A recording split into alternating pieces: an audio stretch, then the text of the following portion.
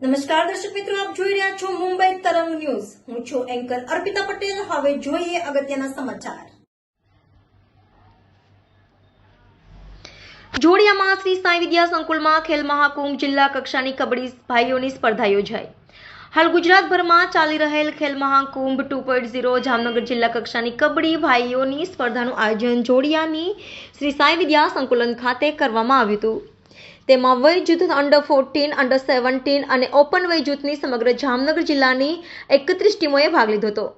શ્રી સાંઈ વિદ્યા સંકુલના ટ્રસ્ટીઓ અને જોડિયાના કન્વીનર જગદીશ વિરમગામા દ્વારા સ્પર્ધાને ખુલ્લી મૂકવામાં આવી હતી. તેમજ ઉપસ્થિત રહેલ SAG staff, official team, police staff, hospital staff, પત્રકાર મિત્રો, વ્યાયામ શિક્ષકો અને ખેલાડીઓના સહયોગથી સ્પર્ધા સ્પર્ધાપૂર્વક પૂર્ણ કરવામાં આવી હતી.